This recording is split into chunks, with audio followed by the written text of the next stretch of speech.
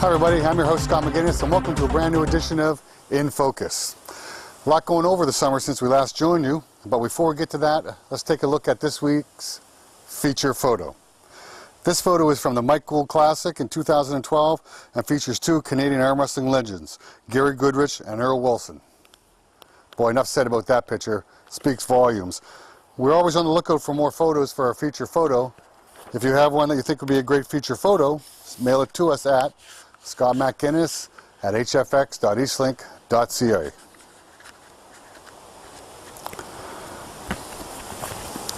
I mentioned, there was a lot going on this past summer in the world of arm wrestling. In June, we got to see an amazing matchup between Tim Bresnan from Connecticut and the world's #1 ranked arm wrestler, Devon Larratt. Incredible is all I can say about this match. Tim gave Devon all he could handle, but in the end, it was Devon who came out on top by a score of 4-3. If you haven't seen that match, you need to go check it out right here on OurSportVideos.com. Okay, what else happened?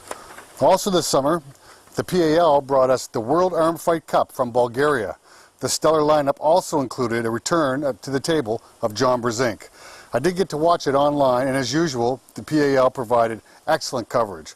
In the finals, it was Arsen Liliev coming out on top of Todd Hutchings. Great matchup, great to watch online. Oh yeah, we also saw the debut of Killing the Fat Man, a YouTube video journal following Arm TV's own Gary Roberts as he crossfitted his way to a healthier and skinnier version of himself. Savan Matosia from Pulling John fame chronicled Gary on his journey, dropping over 75 pounds. Well done, Gary. Your hard work has certainly paid off. And also this summer, Arm Fight number 42, the Vendetta in Vegas, took place in Las Vegas. That's where we saw the #1 right-hand puller, Devon Larratt, also capture the number one spot left-handed with an incredibly dominant performance over the Ukraine's Andrei Pushkar. Pushkar was also matched with a right-handed contest against Tim Bresnan. Now, as you recall, Timmy was coming off that epic battle against Devon, probably came back to the table just a little bit too soon to face someone of Pushkar's capabilities. In the end, this would be Pushkar's day with another solid performance by the world champion. Now, also featured on that card, Monster Michael Todd dominated Sergei Tokarev 6-0, while Todd Hutchings was victorious over Kazimierat Zolov with the same 6-0 score. Sorry if I've butchered those Eastern European names, but my tongue has a hard time getting around those. Now on to later in the summer, up next came the A1 Russian Open, where $100,000 in prize money was up for grabs. I found it very interesting that no pullers from North America were in attendance for this event. All that money on the line and nobody from North America. I wonder why. Strange, don't you think? Well, I watched as much as I could of it online, and in the end, Denis Saplenkov of Russia was the big winner, capturing both the right and left-hand open classes. Huge congrats goes out to Denis Saplenkov. Now, also this summer, I personally attended both the Canadian Nationals in Vancouver, BC, put on by our host, Anthony D'Antonia, and I also attended the AAA Nationals in Indianapolis, Indiana, hosted by Frank and Karen Bean. Of course, all the footage for both these tournaments can be seen right here on OurSportVideos.com. Now, that's a very brief recap of what happened in the summer. Hope you didn't miss too much of the action. And now let's take a look at the latest rankings from the worldofarmwrestling.com and inthehook.com.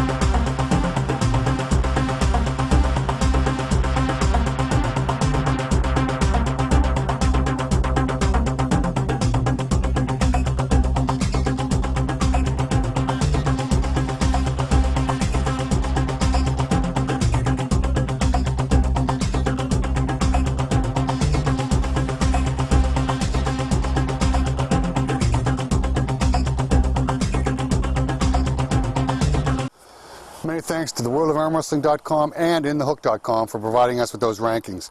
Interesting to see that that now both Devon and Denis Saplenkov share the #1 ranking. Sets up one blockbuster of a super match, doesn't it? If and when this match takes place, I hope I get invited to come and cover it and bring all the action to you guys. Speaking of Devon, if you recall in our last episode, we sat down with him, and after the break, we're going to give you part 2 of our conversation with the world's #1, Devon Larratt.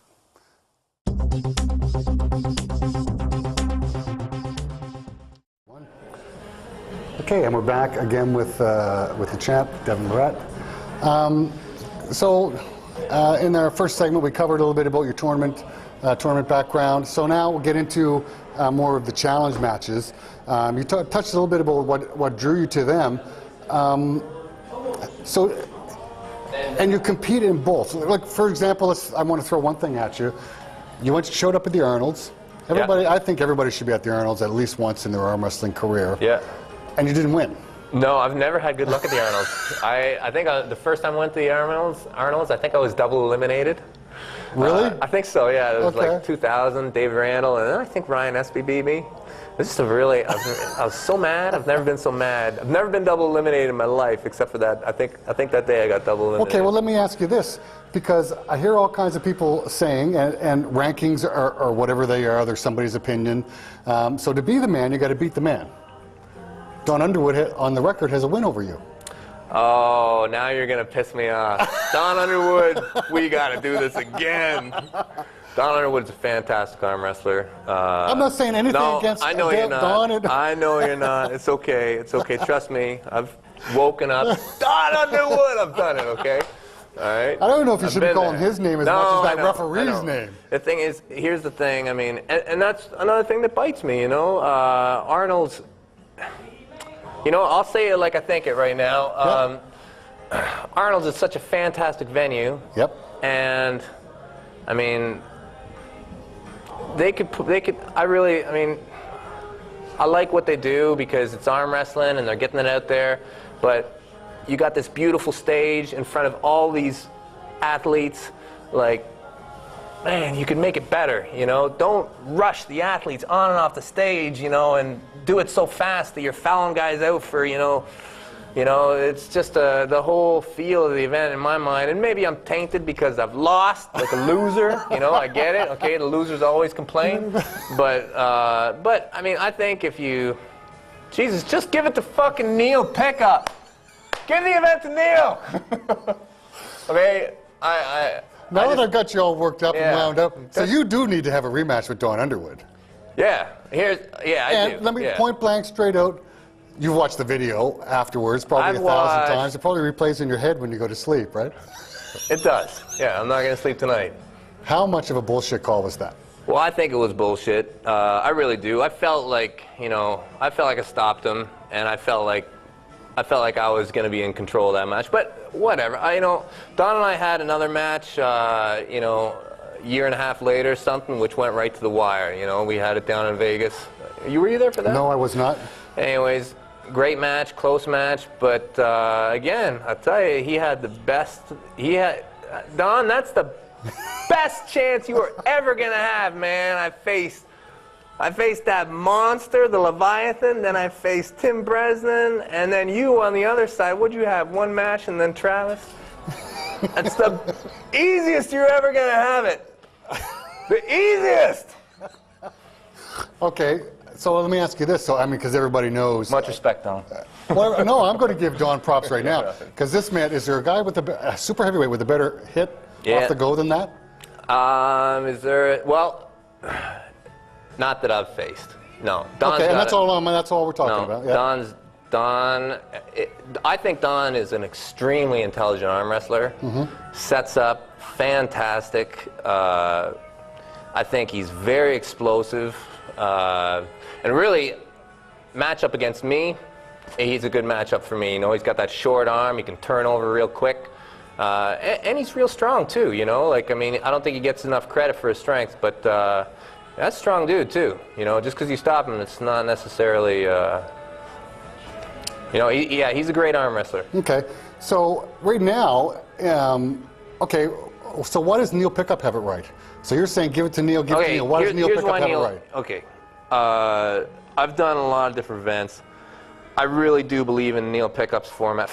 So first off, Neil's voice, Neil's charisma. Yep. Right? Nobody else has got that. Yep. His ability to forget about the editing and all the afterwards. If you've got a live audience, you need Neil Pickup, right? Okay. He can make it happen on the day, whether it's because of the suit or whatever, you know. And I also think that as far as matchups go, I think that nobody understands matchups as good as Neil Pickup. Okay. I think that his accuracy in making great matches happen speaks for itself. You know, the way that he's put together cards, the experience that he has in it. He's gonna, if you give him an event, he's gonna be able to make a great card. Guaranteed, great matches. You know, and I think that the biggest thing of all is I really believe in the format. I really believe in the running foul system when it comes to exciting arm wrestling that's worth watching. You know, the whole foul issue, you know, the way they ref arm wrestling, I mean, just, you know, it gets rid of the fight. It is not viewer friendly, it's not arm wrestler friendly, I agree. It's nothing. It turns it into some, like, how much can you lift event with, you know, it's anal, you know? Well, it has to keep everybody inside this little tiny box. It's terrible. I think the advancement of equipment has really hurt arm wrestling a lot. Yeah. We have to fix that. Yeah. And I think we have to remember that who everybody is there to see.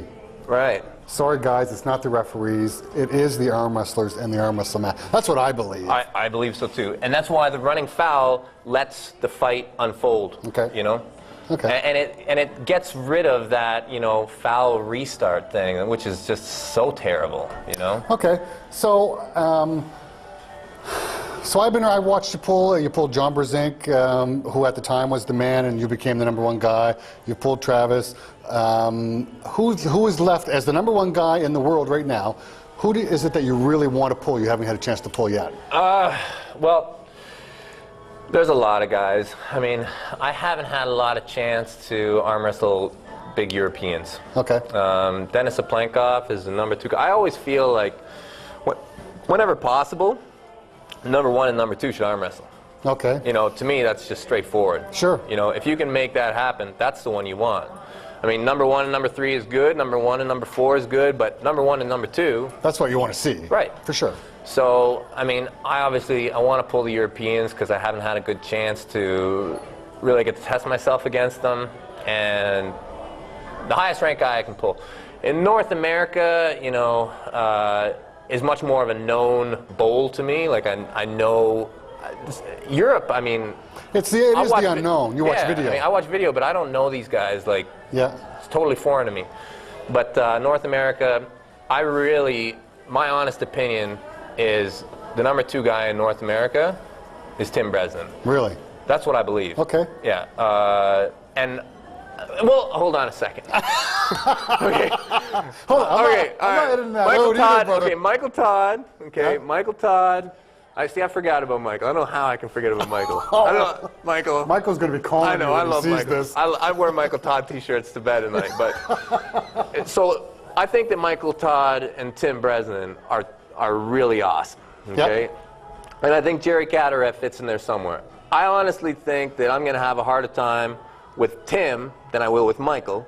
Okay. And I think I'll have a harder time with Tim than I will with Jerry. Just my opinion. And that's just because styles make matchups, right? It's just my opinion.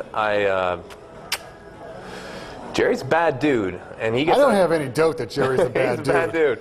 And honestly, I think that Jerry gets a bit of a bad rap. I don't care what anybody's style is. You know what? If you don't like it, beat him. No, I agree. I think he's got a fantastic style, actually. I think there's a lot more going on than what meets the eye. But he's obviously strong as hell, or he wouldn't be able to hold in like that. Obviously. Yeah, I mean, that is just crazy. Jerry and I have been, it seems to be very hard to make us come together, you know. Okay.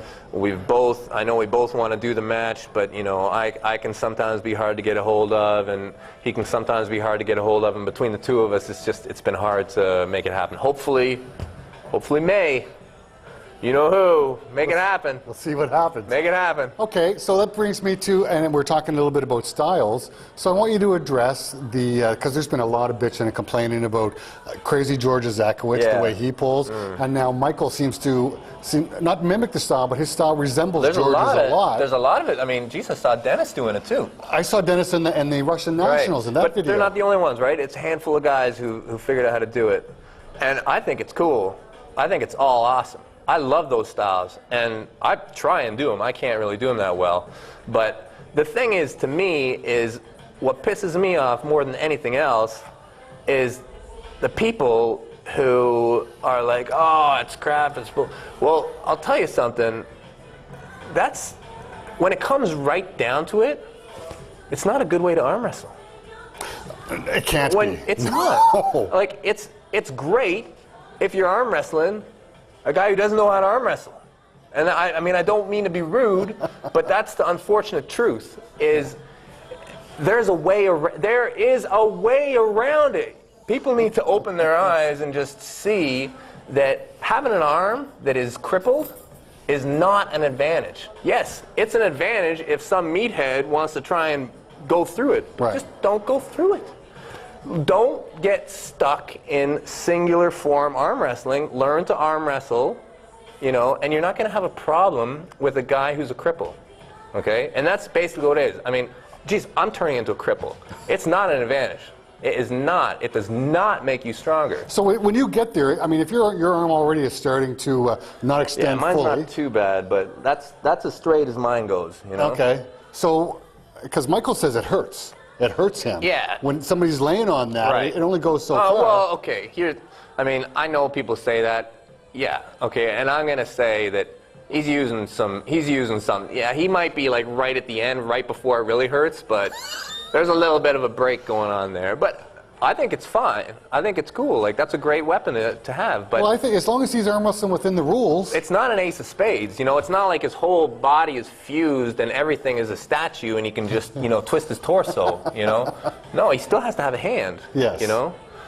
And, you know, people need to see that. Like, people need to realize that, okay, if you hit a wall, okay, go around it. And I've pulled George a lot. I've gotten to pull Michael. And you don't try and go through a wall. You don't do that. Yes, he's got a wall. George has a wall. Yep. Don't try and go through the wall. Go around it. And he's a normal man. You know what I mean? I do. Okay, that's great. And on that, we'll take a break and we'll be back. Thanks to Devon for being so generous with his time and sitting down and talking with us for a bit. Now, a few weeks ago, I attended the 34th WAF World Championships in Brazil. Over the years, I and probably you have too, we've all heard many stories about what happens behind the scenes and how much work it takes to actually put on a World Championships.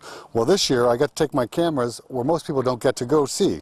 So let's have a look at a small part of the World Championships behind the scenes.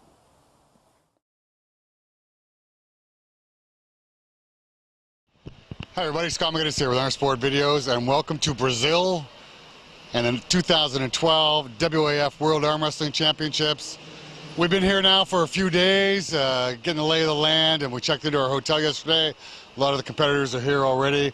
What we're going to be doing a little bit different this year is we've been granted unrestricted access by the WAF staff to show you a little bit of what happens behind the scenes, what goes on in putting some of the World Championships on, team registrations, team weigh-ins, there's referee seminars.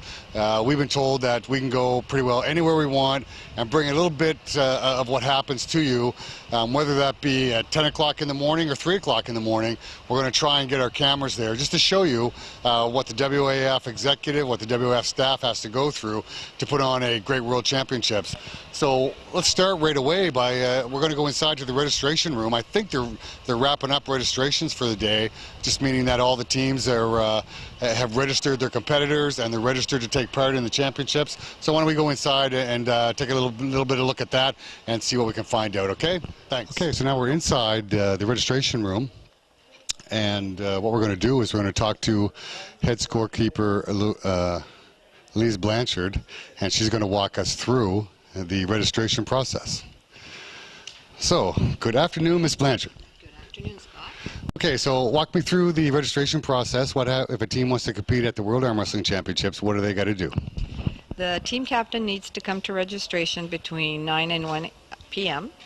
And what they do is they come with their registration sheet. They come with everybody's passport, either a photocopy of it or the passport originally, and all the money fees plus their country fee. And then we take the money, we verify everything and make sure that everyone is in the category they should be. And then Debbie gives them a receipt.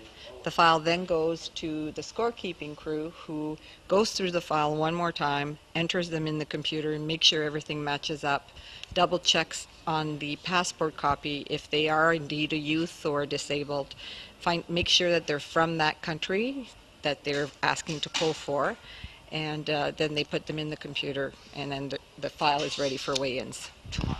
Okay, I mean, that sounds, you know what, pretty long, complicated. So I have heard in the past, and I don't know if the people out there know this or not, so I've heard in the past about silly stories about people staying up till 3, 4, 5 o'clock in the morning and having to do a data entry at 3, 4, 5 o'clock in the morning. That's true? That is true, and it happens every year. And that's basically because not all countries come with a full set of things that they're supposed to come. They end up not registering on registration day, or they end up registering at 10, 12 o'clock at night on registration day. So that means that we have to do all that data entering after they've come to us, or they register the day of weigh-ins, which really mixes everything up. So I don't think we've ever gone to bed earlier than 2 a.m. When we register. You have to think that there's like 1,500 entries, so you have to do 1,500 times, put the name of the person in the computer. So it's a long process to do. Okay, and so I was telling the viewers out there that for the first time ever, you're going to allow unrestricted access with cameras, so I can go and sneak into rooms. If people have to work at 3 o'clock in the morning, I'm going to show everybody. That's fine with you guys. Yeah, you're just going to have to accept that we're a bit cranky and we're in our PJs and our makeup is off. That's just what the viewers are going to have to accept. What do you mean cranky? We get a little cranky at 2 o'clock in the morning when we're still working, so you're just going to have to be polite with us so that we're polite back. Okay. The whole idea behind this, and the reason I asked for access to this is I'd heard stories about them being up till 2 or 3 o'clock in the morning. I just want to make sure all the athletes, competitors, and countries know what you guys go through to make sure everybody's registered properly, everybody's in their right weight classes, and what effect late changes make on everybody. I know I've heard sometimes it's a real pain in the ass. Yes, it is. And I do have to say that this year in 2012, up to now, every country has come with all their paperwork, all their photocopies, and everything that we need. So we're a leg up this year, so we're hoping that'll smooth things over and that we just might not be up till 2 o'clock in the morning, maybe 1. Okay, outstanding. Listen, thanks for a few minutes of your time. And before he runs away too fast, Mr. President, Fred Roy, please sit down in the chair for one moment. Again, we have, and he's always been pretty gracious with us and always given us a few minutes of his time, the current WAF President, Mr. Fred Roy. Fred, thanks for joining us for a few moments. Yes, sir. And welcome to Brazil. You're expecting a big and successful championships as always? Yeah, this year we're not sure of the official figures we're going to have, but I'll bet you we're going to be in the 48 countries maybe by the time the smoke clears, because there's a lot of South American countries that hadn't pre-registered that are going to be here. So that's probably adding another 4, maybe 5 countries. Okay, anything new that we're going to see this year that we haven't seen before? Just lots of fun. That's not new, but everybody has that when we're here. There's going to be some different things happening during our Congress meeting, formats and things of that nature. We'll see how that goes over, and we'll take it from there. Yep, well, the live streaming that's a new thing that we started last year, and hopefully it's going to get bigger and better again this year. And we're also doing we're going to be using cameras for the referee calls or protests this year, so that's going to be a good thing. What else is there that's new? There's well, every year we learn something, and we learned again something this year. When we got into the transportation part of it, getting people here from the airport, our logistics were a little bit off. We happened to fall into a national holiday, which created complete chaos in all aspects, right from airport to hotels, from transfers between hotels, and we were all fell victim to that. So that's something we want to try to guarantee that will not happen again, because it's so frustrating, so many hours of travel, and all of a sudden you get to one place and you're waiting again another 8 to 10 hours. Like, we've heard horror stories from so many of our members, so we want to try to rectify that in the future. So hopefully we'll come up with a format that'll do that. Okay, and it's also, in case anybody doesn't know, it's also election year. Every 4 years there's an election year, and we assume that you're offering up to return as president of WAF.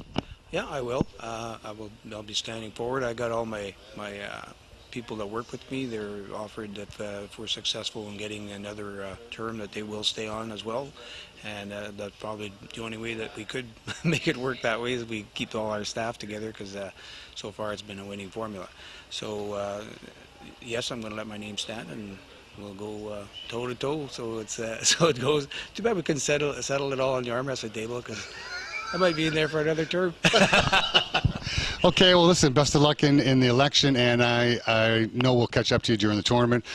Probably before the competition starts on day one, and after the competition, you can let us know what's going on. And you can let us know the results of the election, because by the time this airs, the election will have already taken place. Okay, thank you, and we will do that for you, and thanks for being here. All right, thanks, Fred. Okay, now as you can see behind me, two of the WF staff is now entering the information into the database system and into the WAF control system. I think behind me you can see Tracy Arnold, Julie Roy, and Miss Lise Blanchard again are doing data entry and making sure all the teams are put in their proper weight classes, proper divisions, whether it be youth, seniors, masters, grandmasters, whatever, and that's what they're working on now. All right, Scott McGinnis again back at the WAF World Championships, and agreed to give us a couple minutes of his time. General Secretary Willie Demustier. Willie, how are you? I'm fine, thank you. Good. Willie, first thing I want to know is how long have you been involved in arm wrestling now? 25 years now. And how long have you been General Secretary of WAF? 14 years. 14 years? Yes. Outstanding. And you're expecting a big, successful championship this year? I hope we do all what we can do, and we're going to try to do our best. The team worked very well, and it's supposed to be a good championship. We have 42 countries, near 800 competitors. That should be a great one. It's great. Anything new and outstanding that we need to know about? Yeah. We have several new countries join us this year. We have four more countries join WAF this year. Then I think we have 52 countries affiliated to WAF now. When we started in '98, we have 13 countries. Now we have 52 countries. That's good, huh? That's very good stuff. That's great numbers. And I hope with this number of countries and still grow up every year, and then I hope we can go to sport accord and maybe the goal for Olympic Games. Great. That's actually great news. Listen, I hope that we can catch up with you during the championships. I want to just ask you, like on day 2 or day 3, how you think it's going, and you can give us your observations then, okay? Yeah, for sure. Great. Thanks, Willie. I appreciate that. Thank you. Today we're still at the World Championships. Tom McGinnis from WAF and Nurse4 Videos. And the next thing we're going to get a chance to take a look at is the referee seminar. We talked with head referee Leonard Harkless, and he's given us permission to take our cameras in while they're doing some testing of the referees. I know the referees being tested now are going for junior, senior, and masters level WAF referees. So let's go inside and take a look at that. It's a new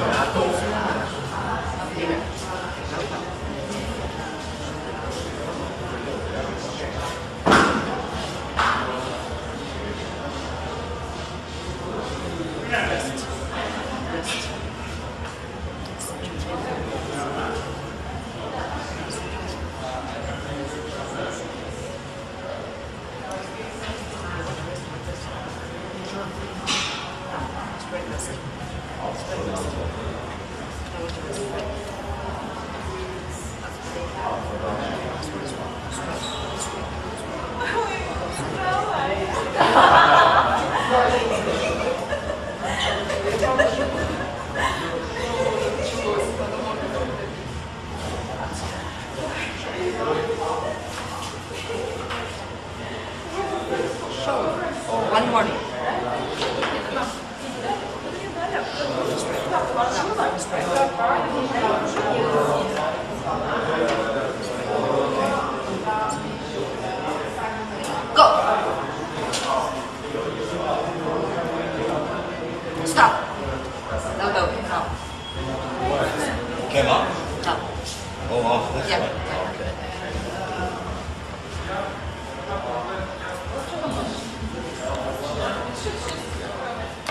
So we were just watching Leonard Harkless and Dave Hicks putting one of the referees being tested through the drill, and now we have Pat Callan from Canada and Hideki from Japan putting another referee through his paces and the testing procedure.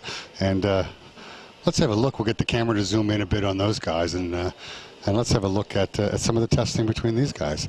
And this is Uli from Switzerland, and Pat Callan from Canada, of course, and Hideki from Japan. While they simulate an actual real match. And the object here, of course, is the referee has to call whatever happens during this match.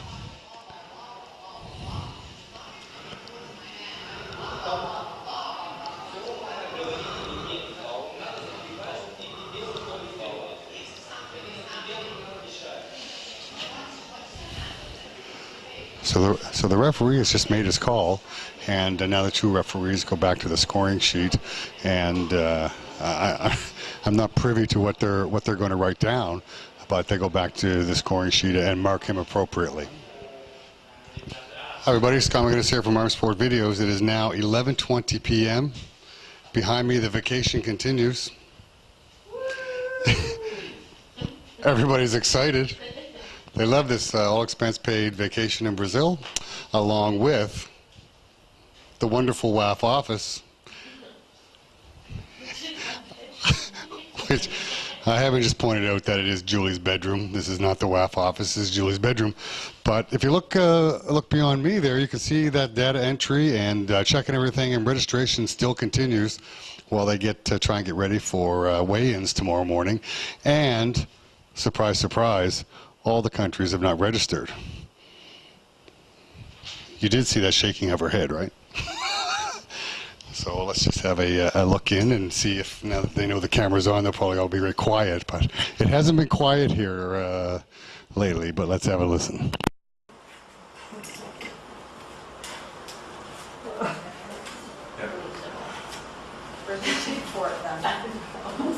Okay, he's fired.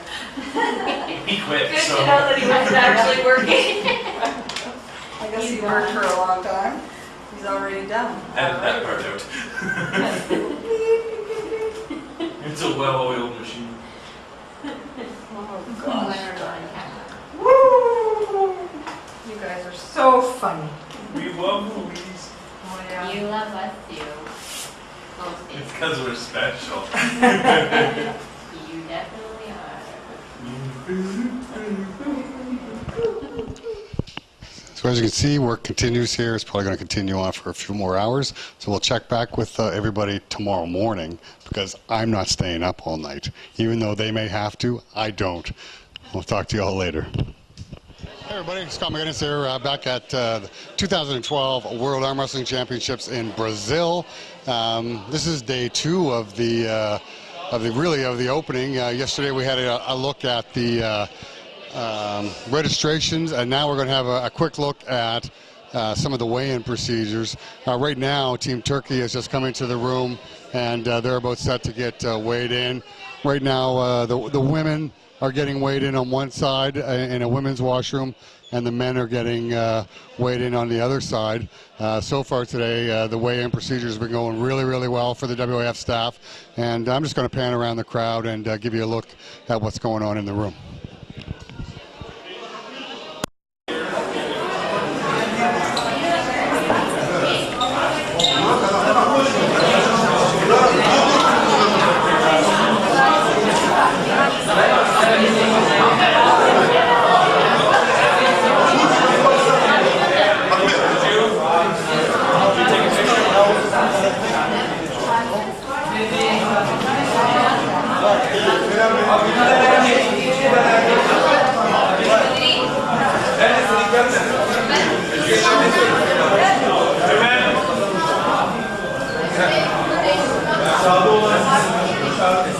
Also, before I forget, what I wanted to remind everybody is that we stopped in late last night while the staff was still working on the team registration, getting everybody entered, and they finally wrapped up last night at 1:30 a.m.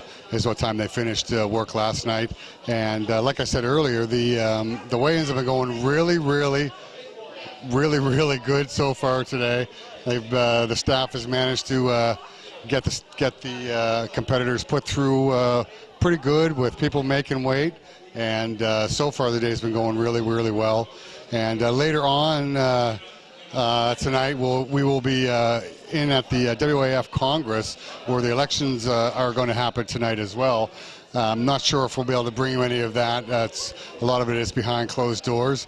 And maybe, you know what, maybe we'll be a little bit lucky and we can bring you a little bit of it and show you what goes on at a WF Congress. But for right now, at the weigh-ins, and this is day number 2, I'm Scott McGinnis for WAF and Iron Sport Videos, and we'll catch you all later.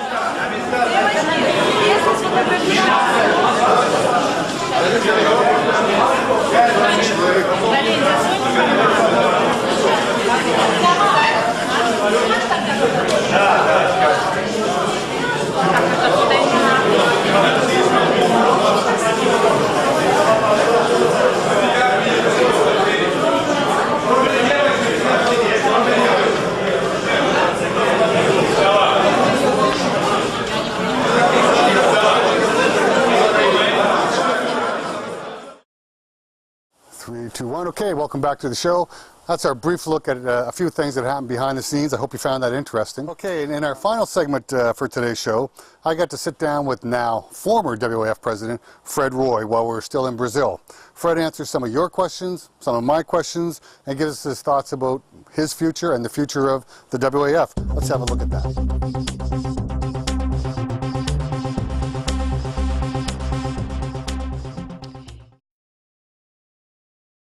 Hi everybody, Scott McGinnis here from Iron Sport Videos.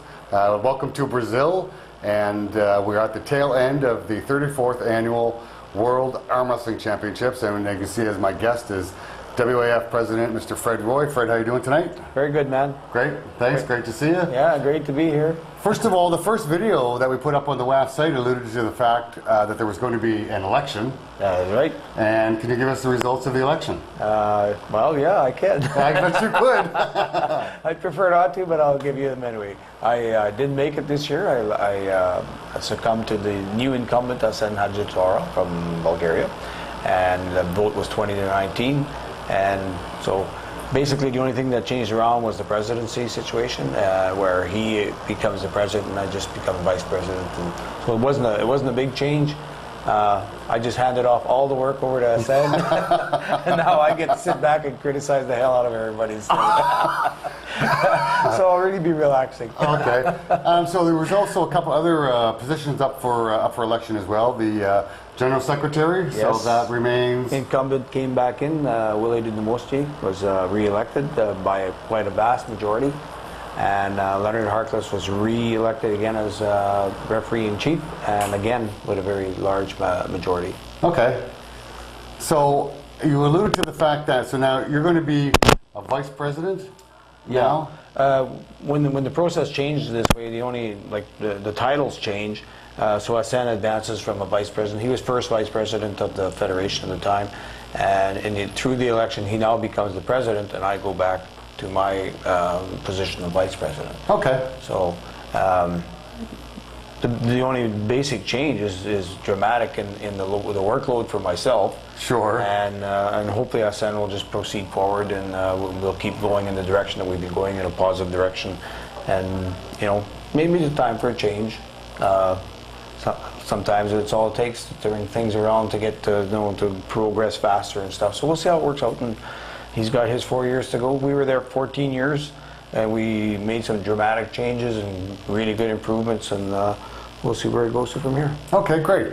And now, before we get to some of the writing questions, so why don't you give us a synopsis of Brazil and the 34th Annual World Arm Wrestling Championships? What did you think? That about sums it up there. Uh-oh. No, I know the Brazilian people are super people. We've known these guys for well over 30 years. They did what they could with what they had.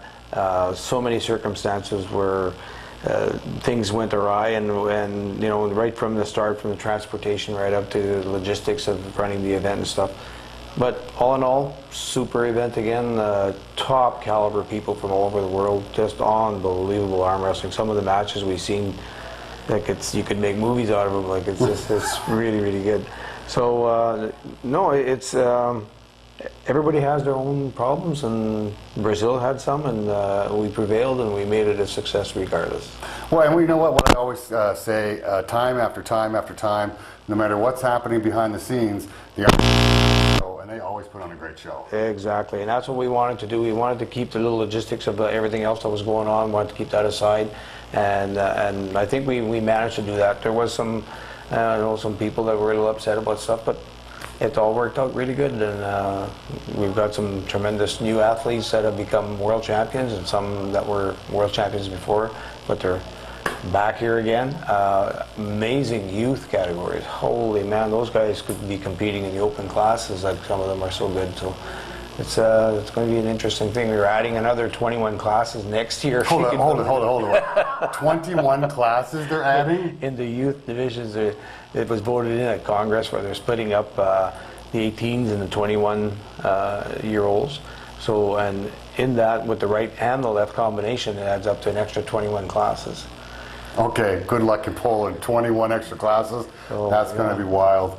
So I just want to say that I just want to ask a couple questions. So part of the team that I personally worked with was Len Blanchard and Jerry Milne on providing the live streaming. We're happy to report that on the final day, just off the top of my head, all I can remember was 15,000 visits to the live streaming, right. And which you were instrumental in getting that going. How were you pleased with it? Yes, it was awesome.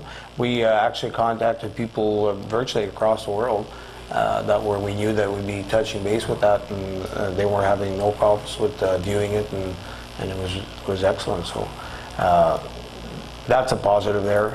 There will be still live streaming next year, but I believe it'll be done by Mazurenko Group. Okay. So that'll still be happening. So don't put away all your stuff, because you never know, you might have to just come back in. That's a conversation for a whole other time, let me tell you. And there would have to be a certain amount of bribery to get that happening. I was here to tell you. One other thing I just wanted to say is they also added for next year, which is going to be happening, is it's going to be 2 separate weigh-ins, one for the youth, disabled, and the masters categories.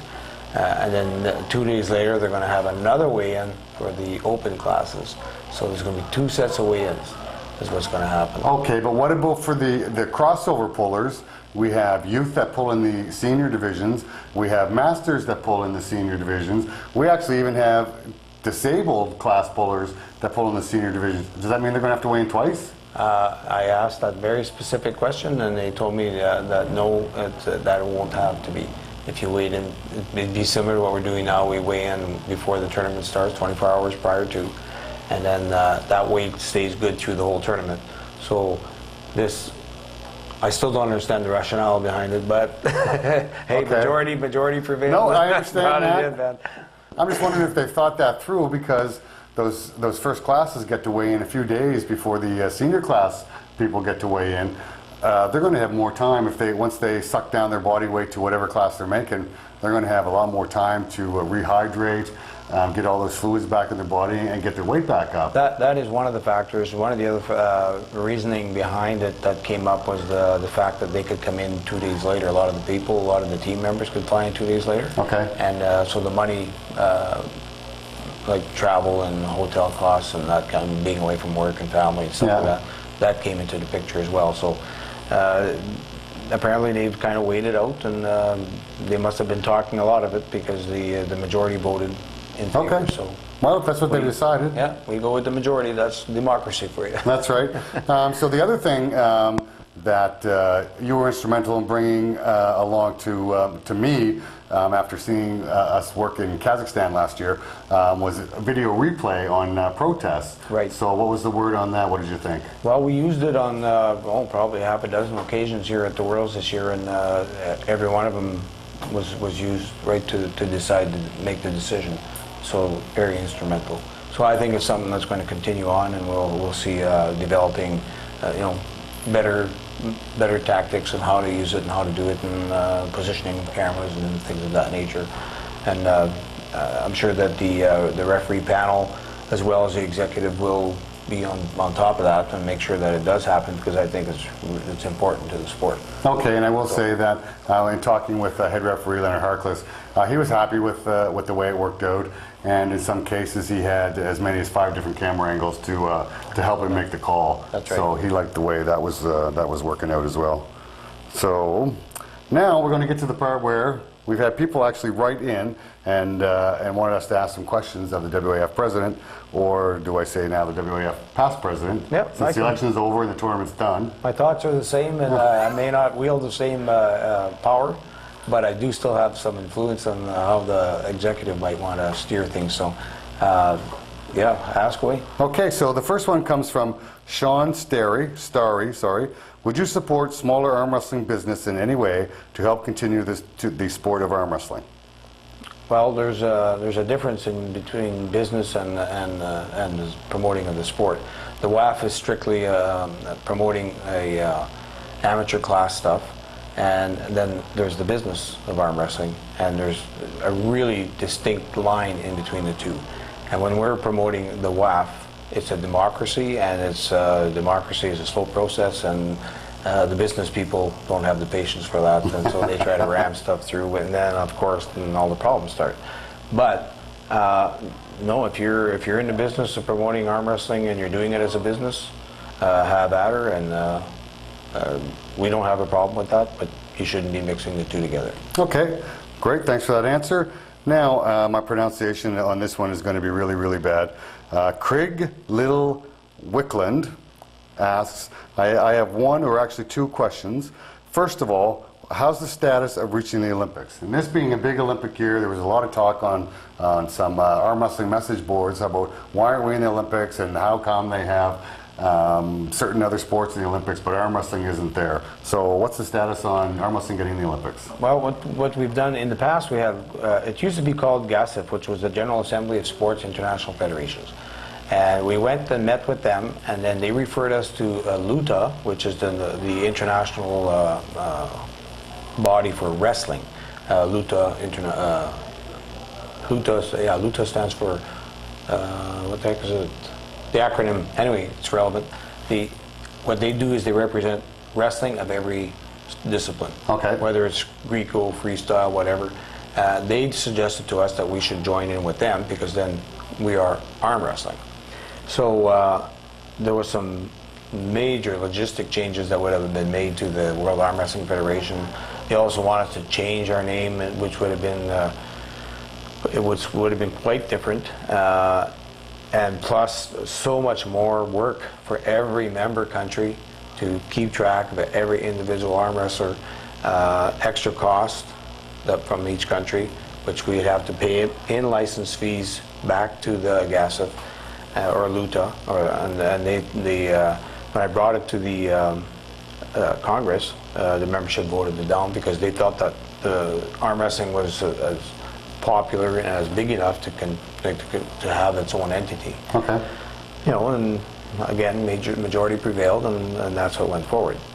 So since then, Sports Accord has taken over from GASIF, and so we've approached them again, and they gave us some guidelines or criteria that we should meet in order to be successful in becoming a member. One of the problems we're having is getting the accurate information from every member country. Okay. And I don't know why that's such a difficult task. You wouldn't think it'd be so hard. But you know, we've got like 50-some countries that are registered with the WAF, and not all of them are members of their IOC or with their national sports bodies within those countries. And so those criteria are a little hard to meet. So some of the countries are holding back giving us this information because they don't have the affiliations that they need, yet they can still stay within the WAF and compete as an active member. Okay. But they're not meeting the criteria that the Sports Accord want. Okay. So we're having trouble filling out the proper information, and so we're trying to push the people to member countries to take that extra step and try to become members of their national sporting bodies and stuff like that.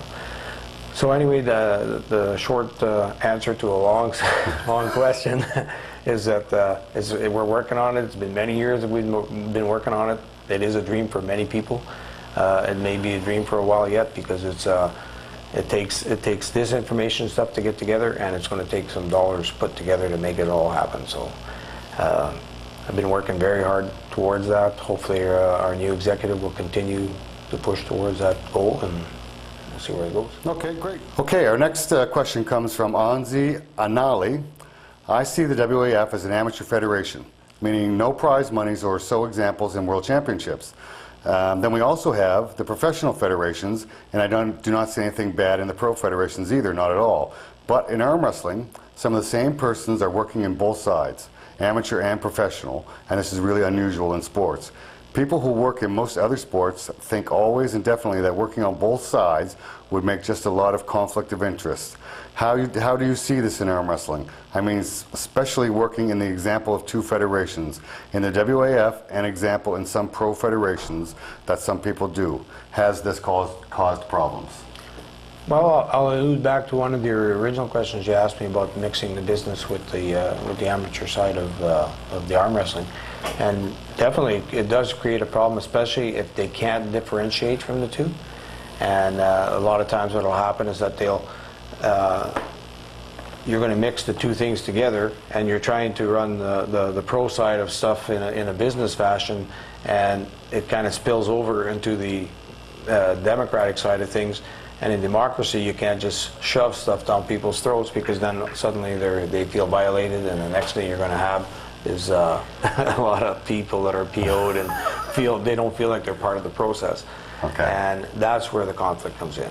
And it does become a conflict of interest, and I'm just hoping that, I'm not mentioning any names, but we know of that exact situation that's happening, and we just hope that they realize that and they can make it work and differentiate themselves or split themselves away from what's going on. We'll just see how it works out. Okay, and then finally what I want to ask is, for you personally, what does the next 4 years under a different president mean to you? Does that mean you're going to devote more time towards your position as president of the Canadian Arm Wrestling Federation, or do you still going to have lots of duties and responsibility as the vice president of the World Arm Wrestling Federation, or a combination of both? Yeah, it's going to be a combination of both. There's some stuff that we want to do in Canada. We're looking at actually trying to maybe bring the Worlds back to Canada again. Why we'd want to do Somebody's that? out of their mind, so I'm here to tell you. It's a lot of work, and but it's something that if you start going at it, you just want to do it. The next 4 years for me, I'm just going to keep working with our new executive and continue to drive to push the sport forward, to try to get it recognized in the professional world of like the Olympics, or even the demonstration sports, or even if we could get into like some of the summer games or Commonwealth games or something. Sure, that'd be great. That would be awesome. Even the Paralympics, we've got so many talented Paralympic athletes that it'd be awesome to see those guys get recognized and doing the things that they do. So there's a lot of avenues, and we're all going to hopefully work together on this and make it all happen. Put our differences aside, whatever they may be, and just keep striving towards the common goal. And I think it might work. Now that I don't have all of the other responsibilities, give me a fresh take on things, and maybe I'll get more energy to carry on and do it again. We'll see what happens. Okay. Okay, Fred, that's great. Like you said, it's been 14 years you've been president of WAF. Anything you want to say to the people out there for the past 14 years?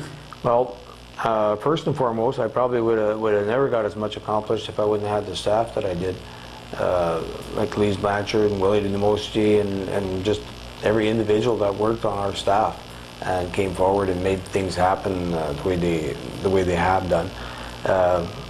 We walk into a real fiasco, and we'd be just a scrambling, and it would come out roses. Like, it was good efficient staff, and the new executive now, they claim that they do everything with a lot less numbers, but when you start looking at it, they're relying on the volunteers, and that was what our staff was basically the volunteers. Because when you go to other venues and countries, you can never ever make sure that the staff is there or the volunteers are there in place to make sure that it happens. And that's why I chose to make sure that I had a staff that I could rely on and make things happen regardless of what was thrown at us. And that's exactly what happened. And we were very successful in those 14 years, and we'll see how it works out here for the next 4 years. I wish them the success that we've had. If it works out that way, hey man, we'll just keep on jumping ahead and moving along. So I have no regrets of what I've done. I think everything we've done has been in a positive light. We've done so many different things that have improved the sport. Consistency in equipment, rules, refereeing. We've developed super refereeing program.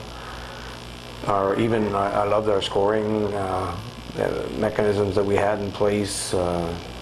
Just everything was working out really good.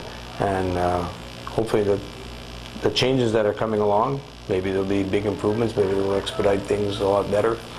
I don't know. We'll just let time tell, and we'll see how it works out. The more efficient and the more professional that we can look and keep going, it's just going to better the sport, and we'll make it happen for us.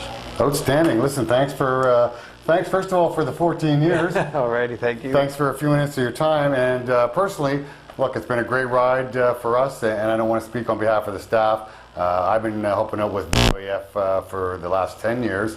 It's been a great ride for me too. Will I be back? Who knows? But also a big thank you go to two really good friends of mine, Periquito and Humberto from here in Brazil, for doing their best under some trying situations at times. But they deserve our respect, and they put on a hell of a show in the end. Thanks very much, everybody. And for Our Sport Videos and WAF, I'm Scott McGinnis. And for Fred Roy, and we're out of here.